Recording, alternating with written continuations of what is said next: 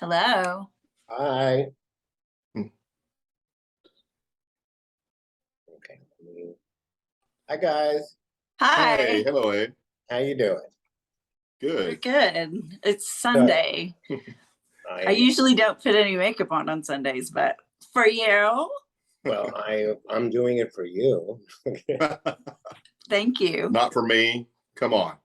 Well, all right. He's got a little powder on, I mean, everybody needs a little something. A little. a little something, little shine, little anti-shine on the dome. Exactly. So anyway, what I would like to do is there's two states that I'm very focused on. Okay, I'll start that again.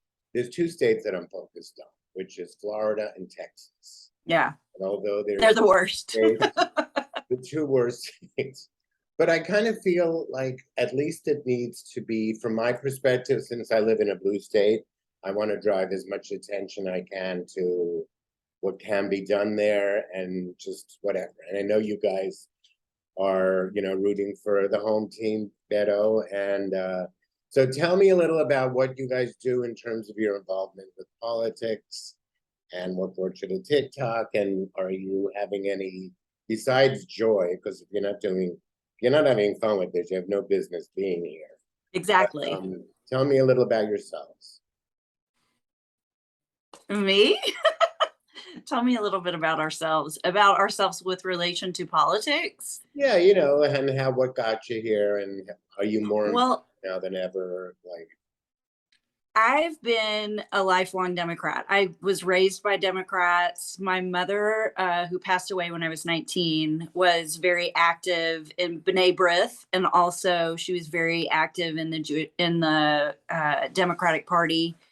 And so I learned about volunteering from her, and I got that bug. And so I've always kind of had that volunteer mindset and getting behind causes that are important to me. And I think that is that's me. That's how I'm wired. And not everybody is wired like that. And as far as Trey is concerned, It's definitely not my thing. I mean, I was never politically active. Politics was just something, first of all, I detested for the bulk of my life and didn't really care to ever get involved in. I don't know how much you know of my story, but nonetheless, I was just never in any sort of activist role. So long story short, of course, meeting Amy back about 5.5 years ago now. So 5 years ago. 2016. 17. Yeah, 2017.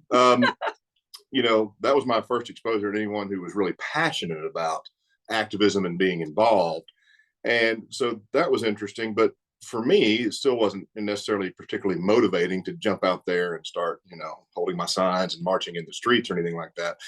For me, what really got me involved was more of watching a very steady and relatively rapid erosion of our freedoms here in this country. Because I'm very much a person that believes if there are segments of us or even individuals who aren't free in our society, none of us are. Mm. And that's something I can't abide. It's very important to me. And so being married to Amy and seeing her passion, of course, and her involvement in it, and then watching what I saw was just a very dark path. I guess I just sort of fell into it, really. Nothing else. So You evolved into it. When did you guys find your way over here? Over here. TikTok. What do you mean? Just to TikTok. Well, go ahead. I played around with it. Like my kids were on it, so I was like, yeah, we had to be out there because of the kids, right? I started playing around with it. Just I'm a former dancer, and so the TikTok dances and all that was a huge trend. But that was a couple of years ago, and I deleted that account because it was too cringy, according to my kids, and especially my daughter, who's 15. And I stopped that, and I started back up after we posted that video. Oh my gosh, we posted a video. We were driving to McKinney, Texas, which is a little bit north of here. And on an overpass, there were some Trumpers, and they were hanging signs over, and it was they were saying that the election had been stolen. I mean, they had the typical F Joe Biden, all that kind of yeah, F Joe Biden over an overpass. And so my comment from the car, which you could hear in the video, was, cuckoo, those people are crazy, you know? And so I got so much shit for that. And it really upset me. And it made me feel like I can't take this for my mental health. I don't want to open myself up to that kind of hate. And that's not who I am. But those people are crazy. I mean, who stands on a bridge and waves signs like that? That's not a rational person that does that. Okay. And but I took it personally, and he does not take things personally.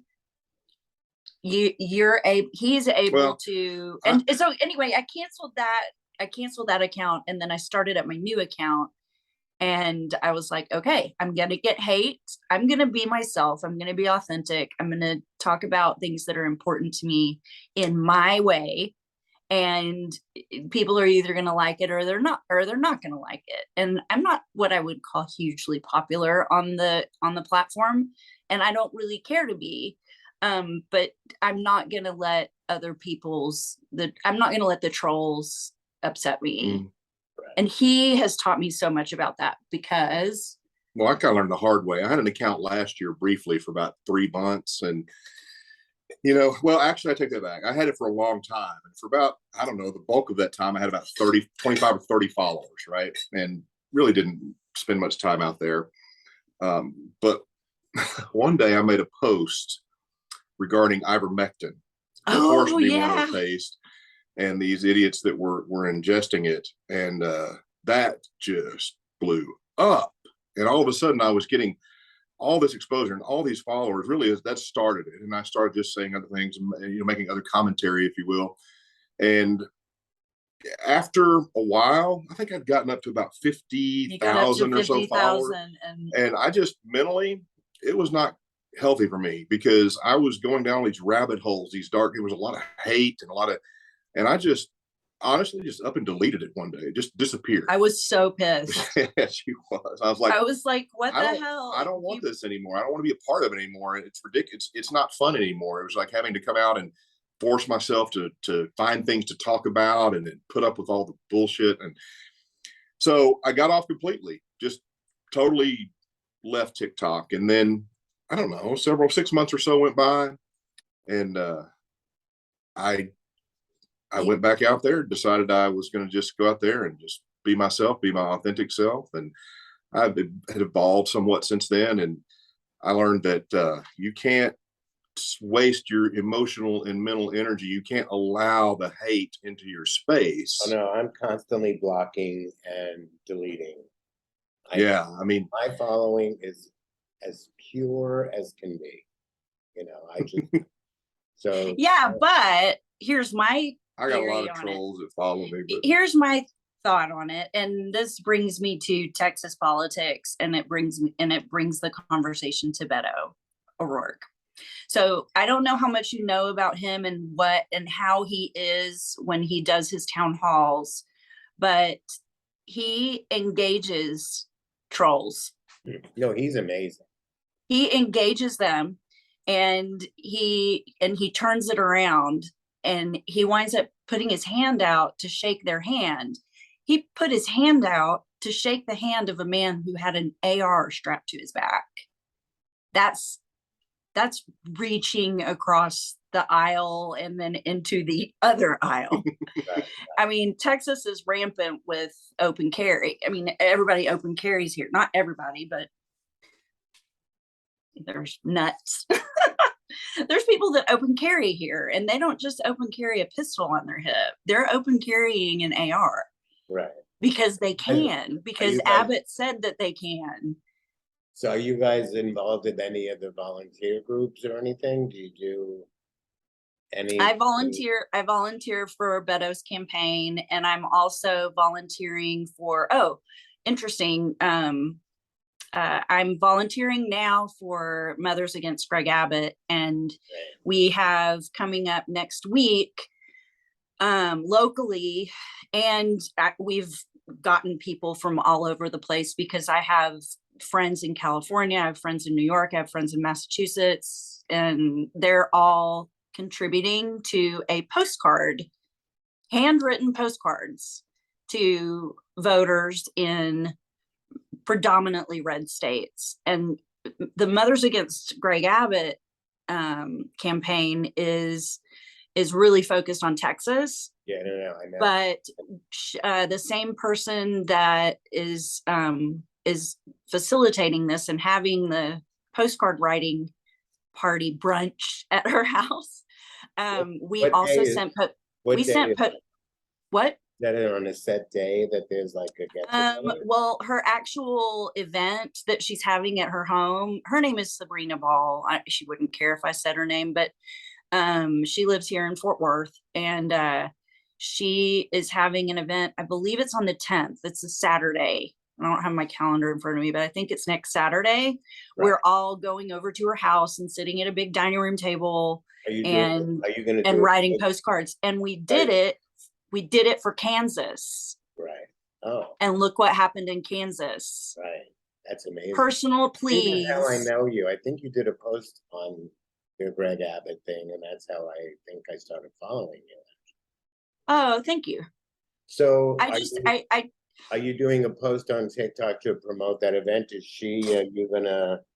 Well, we're doing it more like a little bit more personal. I mean, I'll probably mention it on TikTok, but yeah, you honestly, Abe, I mean, I think that you can get a lot of support for causes on TikTok by mentioning things on TikTok, but that one-on-one interaction is key because it's really hard to hate someone up close.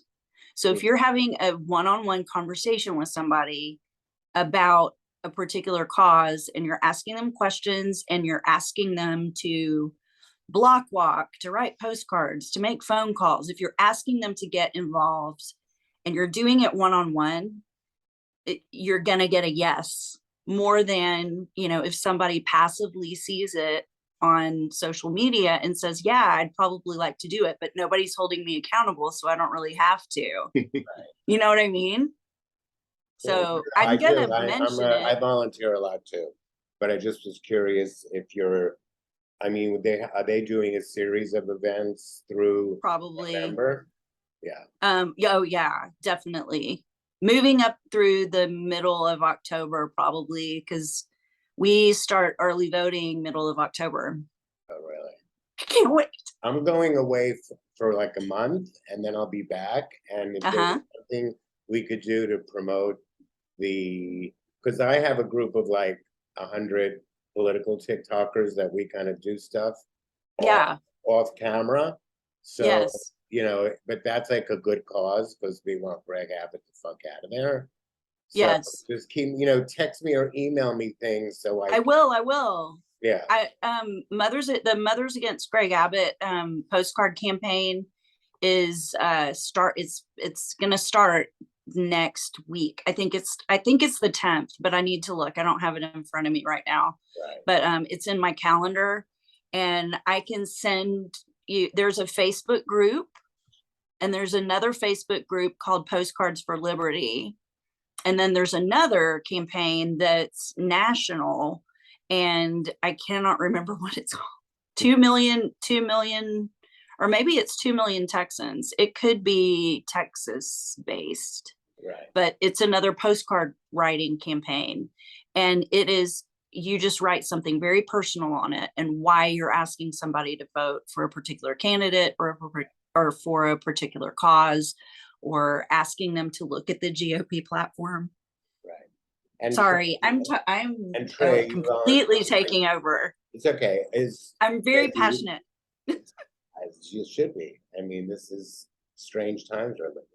Absolutely. Unlike any in our history. Do you volunteer at all with any of these groups? No, I don't. You know, most of my activity has been, of course, relegated to social media and being outspoken there. And then I was sort of got started, and I did some video work for the Beto campaign. I got pulled aside at an event that I was attending. I wanted to hear Beto speak, and Amy was volunteering at the event, so I went and I did a brief interview with him just for my TikTok. Somebody heard that, one of his video guys heard that, pulled me aside, did a short clip there, and then I got a call from the producer with a production company that his campaign's working with, that they've contracted with to do a lot of the ad spots they're doing. So that's how we ended up doing the television ad for him. Oh, great. And I think there's some other work that's Amy's done some voiceover work, which I don't think that's been released yet, but he and I have been in conversations about some other work. So that's where more of my involvement is. And that's volunteering. I mean, that's still volunteering. There's all different ways to volunteer. You're very passionate. That's been a part of your life for so long. It's relatively new to me. So Are you still involved with B'nai B'rith? Me? No. Are you Jewish? Long story. No, I'm not practicing anymore. My father was raised Southern Baptist from Louisiana. And my mother's father was a cantor. Her maiden name is Fleischman, and her family came over from what is now, I believe, Ukraine, Odessa. Mm-hmm. Are you familiar? Mm-hmm. Oh yeah. And so they came over, and my grandfather was a cantor, and they relocated to New York, of course, because that's where everybody goes. And then she married my dad, and I was raised going to synagogue. I went to synagogue until I was about 12, and then I didn't want to go to Hebrew school, and I didn't want to be bat mitzvahed anymore. And growing up in Texas and being of mixed faith, it's really hard to figure out where you fit in. And so I moved away from it. I moved away from Judaism. She experienced some anti-Semitism on both sides. Well, just discrimination on both sides, I think, because of her. Yeah, no, I'm Jewish, and I've experienced that as well. But years later, I'm finally coming around to embracing the heritage, because my family survived the Holocaust. So I feel very, especially now in this country where fascism has reared its head. I'm writing a book about it, and I just feel like I'm not going to live in a fascist country. My mom survived Dachau, so that's not even an option. Wow. So wow. This country blue, or I'm moving. So is she still living? No, she passed away a few years ago. But I'm sorry. Yeah, she was awesome, and a testament to bravery and everything that makes the best of who I am. And my dad was a war hero. I mean, yes, he was. Yeah, like that's intense. So I'm actually going. I think I mentioned it on the post. There's kind of like the equivalent of a Purple Heart that the Israeli Ministry of Defense has for my father, because my father was part of what actually started the country of Israel. He was part of this group that became ultimately the Israeli army and police and whatever, but they were smuggling the Jews out of Germany through the Italian Alps by foot to boats in the Mediterranean that they would ultimately bring them to Palestine, which is another drama, but still. No, but it's such an amazing story. I feel like they can have these little rallies and they can be as crazy as they want, but honey, when it comes down to it, they will not survive. No. Because if we need to do whatever it takes to minimize them, it will be taken. They're so busy threatening us, so they don't even know who they're dealing with. They're about to unleash what they think they're going to do to us onto themselves. Yes. And the numbers are getting smaller and smaller. I mean, I really think that the whole MAGA movement is getting smaller and smaller and smaller.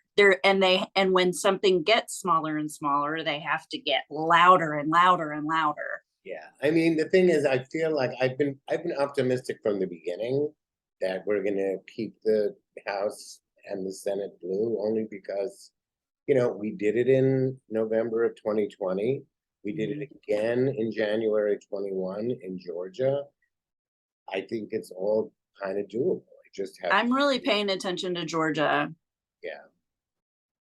I mean, I think that's going to be a great win for Democrats in Georgia. Yeah, I mean, Stacey Abrams, are you kidding me? She's fabulous. I love her. Yeah, I love her so much. and I love Reverend Warnock. I mean, I think I love him too. I really would love to see that debate, wouldn't you? Yeah, I mean, it'll be interesting these last few months with the pressure mounting, but I do feel optimistic that we can do this, and that's Yes. why Texas and Florida would be just so delicious if we got rid of Abbott. I mean, I gotta tell you, being in Texas and block walking in a very waspy area, which we live in a pretty waspy area. And I went block walking around here, and you would be very, very surprised. They don't put signs out, but they're gonna vote. right. Well, But there's a lot of Well, Beto and signs around here. And that's the key, Mhm. right? I mean, yeah, the signs, whatever, you know what I mean? do what? The signs, I mean, I don't think Democrats are into that false flag stuff anyway. You know what I mean? Overall, No. I mean, it seems almost embarrassing. I don't know. I'd be embarrassed. I mean, I'm proud Democrat, but I don't need to have like a sign in my yard, you know. You don't have a flag with Joe Biden riding a great white shark carrying a machine gun? No, but no, I do love Dark Brandon though. I'm obsessed with I'm it. loving Dark But I Brandon. think Loving it. I did a post today that was like, yeah, the idiots that said, let's go Brandon. Well, yeah, he went. You know what I mean? He went on to become Dark Brandon. He has taken that. He's taken I that mean, we took- insult that they Yeah. thought was such a big insult, and that So they were so owning the good. libs with It's that so let's good. go Brandon bullshit. But he's taken it and he's made it into Yeah, See, it's like I'm almost fuck ready, around and find out. I'm almost ready to do a post that go, look, I don't think Joe Biden should run for president in 24, but I think Dark Brandon can. You know what I mean? It's like it's not even the same person. You know, Right. It's hilarious. Anyway, I'm gonna wrap this up and keep me posted on any kind of activities that happen. I will. I'll send you some links and then I will post and I'll tag you in the post. Are there Is that any okay? Yes. Are there any senators that are up for re-election, or is it just Not until It's just 2024. Governor and Paxton, right? Ted Cruz is up for re-election in 2024, and we've got to get him out of there. Oh, he's toast. You know, Beto O'Rourke only lost by 2.3 points in Tarrant County, which is where we live. I still think Beto O'Rourke, like, he should have never done that dentist thing. Remember when he reported from the dentist chair? I thought that was so, like, I never saw that. it was embarrassing. But the thing that was, I think, his big mistake out of the gate when he announced, his wife was sitting, remember that? His wife was sitting next to him and she was like, didn't say 2 words and just like fawning over him. And like he didn't even acknowledge her. And it was like, at any point, if you don't engage the woman, you're completely insane. You know what I mean? So I think he just, it was weird. Go, if you can find it online. Me and my sister were like, what the fuck is he doing? And what the fuck she was like, you know what I mean? She's very reserved. Her name is Amy. Yeah, and she's very reserved. She's not flashy, and she's not, but she is a very hard worker. I'm sure she's lovely, but if you go find that video online, you'll see what I mean. It's like women are not going to vote for him. I mean, it was just weird. Well, the thing that Now killed I think he's come back. the thing that killed Beto, and it's still an issue today, Very big is, issue. is his statement that we're coming for your guns. Right. Mhm. No, I know. You just, I mean, that's, You don't say that in and Texas. you just don't say that in Texas. I don't care what side of the aisle you fall on. There are other ways to make your point, and of course, he has since, you know, he's not coming for anybody's guns, but they will not I mean, let that was go of that. definitely. But you know what? If you see, it only came between 2 points. That ultimately wasn't as big an issue as I think. Mhm. Women. I mean, now you have women like for Beto, you have women against the Avid. It's a whole different dynamic. Well, I'm hoping the trigger law will really help with that. That's come into effect here, because it is so absolutely unbelievably draconian. Hey, I'm really hoping it will drive women to the polls. yeah. You know? That's I what I'm am- seeing. my faith is on the moms and a lot of dads, because I think you can't rule them out either. And I Mm-mm. think that if Gen Z doesn't show up, then they get Oh, Gen Z is amazing. Do you know Olivia Juliana? yeah, she's amazing. She's amazing. Yeah. Olivia Juliana. She's in San Antonio, I think. No, she's everything. Yeah, she's But amazing. we need 5 million Julianas. So there's two. Well, Youth for Beto is very, very mobile, and then Gen Z for Change is another group that, I mean, they are Pretty Yeah. active. Well, very active. I believe they showed up in 2018, the Gen Z people, or the younger. We have 4 million new registered voters this year in this country. Now, how many? It'll be interesting to see how many actually show up. At the polls. Right. Anyway, Well, we're doing everything we my can darling. here. Huh? We're doing everything we can here. I became a That's voter. why I want to I- talk to Texans. That's part of this kind of pushing it on. yeah. All right, cool. Well, have a lovely weekend. Thanks. Labor Day. We'll speak soon. I'm Let looking you know when I'm forward posting to. it. I'll let you know when I'm posting it, because I just interviewed Rebecca Jones, who's running against Matt Gaetz. I So, love her. Yeah, she's amazing. So that I just put up, and then I have to promote it for the next few days on TikTok, and then Yeah. I'll put something up. Okay. Oh, cool. So since I'm going overseas, I want to try to get as many of these in the can so I can post them from when I'm away. Yeah. Well, have a wonderful trip. I can't wait Thank to you. hear about it. It's good. Yeah. I am so excited. Yeah. Well, anyway, keep up the good work, and I'll be speaking to you soon. Thanks. Peace. Take care. Bye, Abe. Bye, honey.